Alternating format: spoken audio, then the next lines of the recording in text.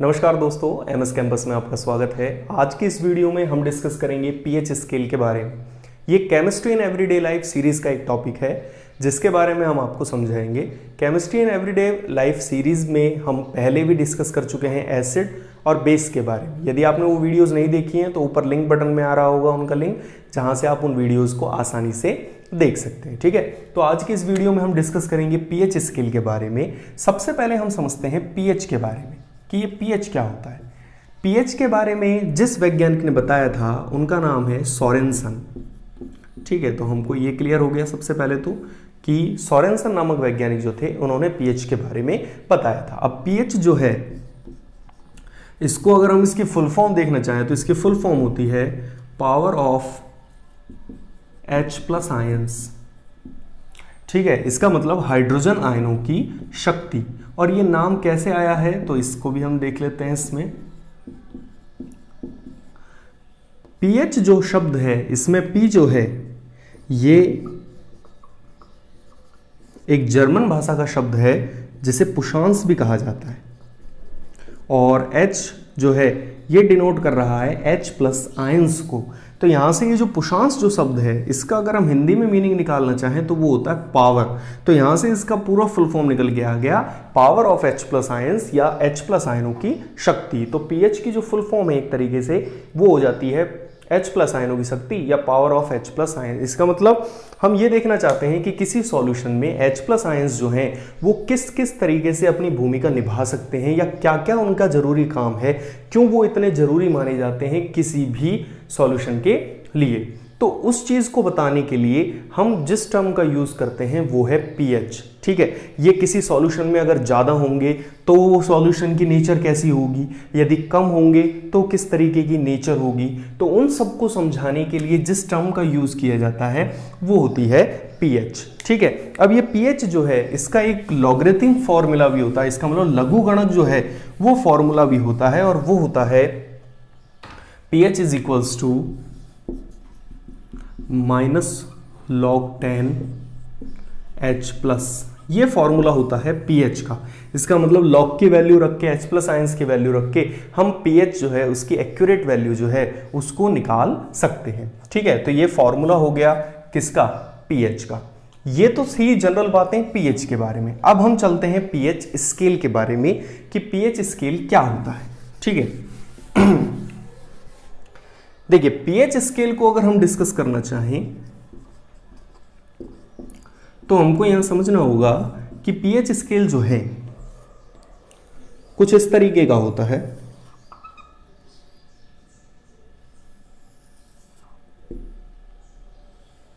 PH scale में 0 से 14 तक वैल्यू होती है टोटल। ठीक है, इसका मतलब सबसे पहली चीज तो ये कि इसमें वैल्यूज जो होंगी वो 0 to 14 होंगी, और जो मिड पॉइंट होगा वो होता है 7। ठीक है, 7 से नीचे की वैल्यूज, इसका मतलब 0 से 7 की वैल्यूज या 7 से नीचे की जो वैल्यूज हैं वो सब तो एसिड में काउंट की जाती हैं। 7 से ज्यादा की वैल्यूज 14 तक वो सभी जो है वो काउंट की जाती हैं बेस में, और 7 पर जो वैल्यू होती है वो होती है न्यूट्रल या उदासीन। इसका मतलब 7 से नीचे की जितनी भी वैल्यूज होंगी वो सभी अम्लता में प्रदर्शित होंगी, 7 से ज्यादा की सभी क्षार में प्रदर्शित होंगी, और 7 पर जो वैल्यूज होंगी वो न्यूट्रल होंगी या उदासीन होंगी। अब इसका रीजन ये है कि 7 से नीचे की ओर जो है वो H+ आयनों की संख्या ज्यादा है, जबकि आप जैसे जैसे देखेंगे, देखो इस वाले एरिया में यहाँ पर तो H+ आयंस ज़्यादा हैं, लेकिन जैसे जैसे यहाँ पर आप जाते जाएंगे तो H+ आयनों की संख्या जो है वो कम होती जाएगी। और हम जानते हैं कि H+ आयनों की संख्या अगर कम हो रही है तो वह क्षारीयता को प्रदर्शित कर रहा है, और यदि उनकी संख्या ज़्यादा है तो वह अम्लता को प्रदर्शित करता है। तो इसी वजह से 7 से नीचे की जितनी भी वैल्यूज़ हैं वो सभी अम्ल की श्रेणी में आती हैं। पीएच की वैल्यू जितनी कम होगी, पीएच जितना कम होगा सॉल्यूशन या विलयन उतना ही अम्लीय होगा।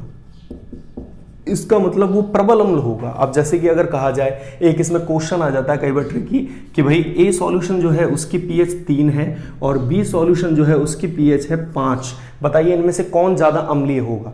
तो आप ध्यान रखिए, जिसकी पीएच कम होगी वो ज्यादा अम्लीय होगा बजाय ज्यादा पीएच वाली। तो अब इसमें आप देखिए तो ए सॉल्यूशन जो है वो ज्यादा अम्लीय होगा। क्यों? क्योंकि उसकी पीएच जो है वो कैसी है? कम। जैसे जैसे पीएच बढ़ती जाएगी अम्लीयता कम होती जाएगी और क्षारीयता के जो गुण हैं वो लगातार बढ़ते जाएंगे। ठीक है, तो ये सारी की सारी जो बातें थी वो पीएच स्केल के बारे में थी कि भाई पीएच स्केल जो है वो किस किस तरीके से काम में आता है। अब हम देखें कि भाई इसका यूज क्या है हमारे लिए। तो डेली लाइफ में हम क्या यूज ले सकते हैं इसका, तो बहुत सारे इस पर जो आधारित कई सारी प्रक्रियाएं हैं जो कि हमारे दैनिक जीवन में जो है वो काम आती है। जैसे कि हम सबसे पहला जो देखें वो आता है टूथ डिके या दंत क्षय। दंत क्षय में क्या होता है भाई? टूथ डिके का मतलब होता है दांतों का धीरे धीरे धीरे धीरे नष्ट होना या फिर उनमें पीलापन आना, और पीलापन आने के बाद में वो धीरे धीरे धीरे जो है वो नष्ट होने लग जाते हैं। तो उसको हम दंत क्षय या टूथ डिके कहते हैं। इसका सबसे बड़ा रीजन ये है कि जो हमारा माउथ होता है, मुख जो है, इसका नॉर्मली जो पीएच होता है वो होता है 6.5। ठीक है, 6.5 जब पीएच होगा जब कोई दिक्कत नहीं होगी। लेकिन जब हम खाना खाते हैं और खाना खाने के बाद में यदि जो माउथ वॉश अगर अच्छे से हम नहीं करेंगे, मुंह को अच्छे से साफ नहीं करेंगे, तो होगा क्या कि जो खाना हमने खाया था उसके छोटे छोटे जो टुकड़े हैं वो दांतों के बीच में फंस जाते हैं, और उन दांतों के बीच में फंसे हुए टुकड़ों से फिर छोटे छोटे बैक्टीरिया, वायरस वगैरह वो रिएक्शन करते हैं, और रिएक्शन करके वो क्या करते हैं, इस पीएच को 6.5 से कम कर देते हैं। अब जैसे ही 6.5 से पीएच कम होगा तो जो दांत हैं इनकी चमकदार परत जो है, सबसे कठोर और चमकदार परत जिसका नाम होता है इनेमल, ये व्हाइट कलर की यही चमकदार परत होती है। तो जैसे ही पीएच 6.5 से कम होने लगता है ये इनेमल जो है ये धीरे धीरे नष्ट होना शुरू हो जाती है। बहुत समय तक तो पता ही नहीं चलता है, लेकिन दांतों के किनारे जो है पीलापन आने लग जाएगा, दांतों में हल्के हल्के से टूटने लग जाएंगे। तो वो इस चीज़ का संकेत है कि जो हमारे दांतों में जो है वो दंत क्षय या टूथ डिके की प्रोसीजर जो है वो स्टार्ट हो चुकी है। अब इससे बचा कैसे जाए, तो बचने का सीधा सा तरीका यही है कि दांतों को दिन में कम से कम 2 बार साफ करना चाहिए, और खाने के थोड़ी देर बाद, ऐसा नहीं कि तुरंत बाद ही हम साफ करेंगे, कुछ देर बाद दांतों को अवश्य साफ करना चाहिए। सोने से पहले दांतों को जरूर साफ करना चाहिए, जिससे कि होगा ये कि जो छोटे छोटे अगर कुछ कण वगैरह फंसे हुए होंगे, भोजन के टुकड़े अगर फंस रहे होंगे तो वो वहां से निकल जाएंगे, और जो टूथ डिके की समस्या है वो आगे देखने को नहीं मिलेगी। ठीक है, तो ये थी इसमें दंत क्षय के बारे में। ठीक है, अब हम दूसरा इसका जो बेस है पीएच स्केल का उसको डिस्कस करते हैं कि भाई पीएच जो है वो यूज कहाँ होता है। तो दूसरा यूज होता है ये मृदा की उर्वरता में। मृदा की उर्वरता का मतलब होता है, देखिए होता क्या है कि हर जो फसल है, फसल जो है वो एक उपयुक्त पीएच पर ही होती है। अब उपयुक्त पीएच का मतलब ये हो गया कि जो मिट्टी होती है खेतों की वो भी 2 तरीके की हो सकती है। ज़्यादा उर्वरकों के प्रयोग से या तो वो अम्लीय हो सकती है या फिर कैसी हो सकती है, क्षारीय। दोनों ही तरह की समस्या हो सकती है। जब वो ज़्यादा अम्लीय हो जाएगी या ज़्यादा क्षारीय हो जाएगी तो उसमें फिर फसल होना बड़ी समस्याएं उत्पन्न करेगा, मतलब फसल जो है वो इतनी आसानी से नहीं हो पाएंगी। तो जो कृषि वैज्ञानिक होते हैं, मतलब कि जो इसी से संबंधित कार्य करते हैं, वो क्या करते हैं, मिट्टी की जांच करवाते हैं। और इस मिट्टी की जांच में मुख्य रूप से जो जांच की जाती है वो किसकी की जाती है, पीएच की। इस पीएच की जांच के अंदर बेसिकली होता यही है कि ये पता लगाया जाता है कि जो मिट्टी है वो ज़्यादा अम्लीय हो गई है या ज़्यादा क्षारीय हो गई है। यदि वह अम्लीय हो चुकी होती है तो उसमें कुछ क्षारीय पदार्थ डालने को बोला जाता है जिससे कि उसकी पीएच को बैलेंस किया जा सके, और यदि वह क्षारीय हो गई है तो उसमें कुछ अम्लीय पदार्थ डालने को कहा जाता है जिससे कि पीएच जो है उसको बैलेंस किया जा सके। ये इसलिए किया जाता है क्योंकि हम जानते हैं कि अम्ल और क्षार जो हैं वो एक दूसरे से रिएक्शन करके उदासीन पदार्थों का निर्माण करते हैं। करते हैं। तो इसीलिए उनमें ऐसी वस्तुओं को डालने के लिए, अब जैसे मैं उदाहरण दूं कि जब खेत की जो मिट्टी है वो अम्लीय हो जाती है तो उसमें कैल्शियम हाइड्रोक्साइड चूना डालने के लिए बोला जाता है। क्यों?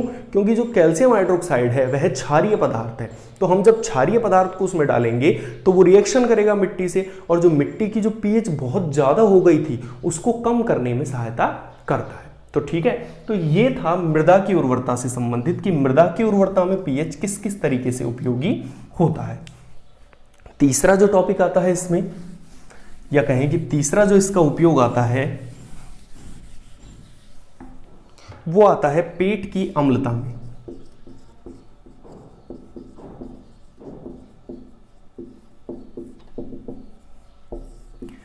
पेट की अम्लता का मतलब हो गया एसिडिटी। जब पेट के अंदर, आमाशय के अंदर ज्यादा मात्रा में HCl स्रावित हो जाता है तो पेट में जलन, दर्द ये महसूस होने लग जाते हैं, ठीक है, जिसे एसिडिटी कहा जाता है। अब उस स्थिति में हम करेंगे क्या? तो उस स्थिति में क्षारीय पदार्थों का यूज करने के लिए कहा जाता है, और ये क्षारीय पदार्थ जो है इनका दूसरा नाम होता है एंटासिड, प्रति अम्ल। इन प्रति अम्लों का इस्तेमाल करने की सलाह दी जाती है डॉक्टर के द्वारा। अब जैसे प्रति अम्लों में हम देखें तो इनो, ठीक है, और फ्रूट साल्ट में magnesium hydroxide, milk of magnesia, इनको खाने की सलाह दी जाती है, इनका सेवन करने की सलाह दी जाती है। क्यों? क्योंकि ये जो पदार्थ होते हैं ये क्षारीय होते हैं, और पेट जो है उसमें किसकी मात्रा बढ़ी हुई है? अम्ल की। तो ये अम्ल क्षार से रिएक्शन करके जो पीएच बहुत ज़्यादा कम हो गया था या डिसबैलेंस हो चुका था पीएच, उसको बैलेंस करने का जो काम है वो करते हैं, ठीक है। तो पेट की अम्लता में भी जो है वो पीएच का बहुत बड़ा रोल सामने आ जाता है, ठीक है। अब आता है अगला जो टॉपिक है वो आता है कीटों के डंक में या मधुमक्खी के डंक में।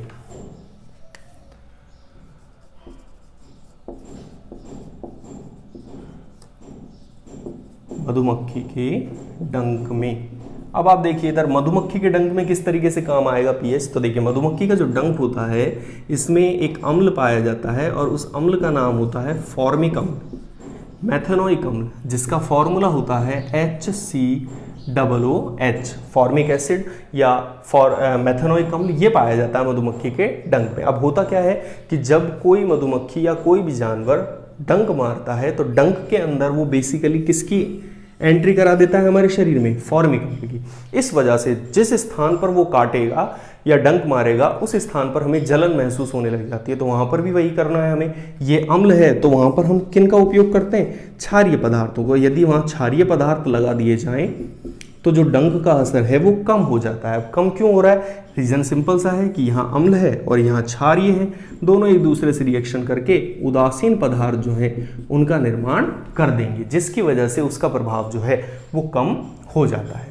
तो ये मधुमक्खी के डंक में इस तरीके से जो है वो पीएच की उपयोगिता है। तो आप ये देखेंगे कि हमारा जो पूरा के पूरा दैनिक जीवन जो है उसमें हर जगह पर हम पीएच को शामिल करते ही हैं, या कहें कि पीएच की जो है वो हमें आवश्यकता पड़ती ही रहती है। एक साधारण सा टॉपिक है बट एक्चुअल में काफ़ी ज़रूरी हो जाता है इसको समझना, एग्जाम वाइज भी और डेली रूटीन में भी अगर हम बात करें तो भी, ठीक है। तो ये पीएच से संबंधित सारी जानकारी थी, पीएच स्केल से संबंधित। हमने इसके बारे में जितने भी अच्छी अच्छी चीज़ें थी उन सबको समझने की कोशिश करी। मुझे उम्मीद है कि ये आपको समझ में आ गया होगा। यदि ये समझ में आ गया है तो इस वीडियो को लाइक कीजिए, और यदि चैनल पर पहली बार आए हैं तो चैनल को सब्सक्राइब जरूर कीजिए ताकि आप आगे भी ऐसी ही वीडियोज़ को देख सकें। वीडियो देखने के लिए आपका बहुत बहुत धन्यवाद।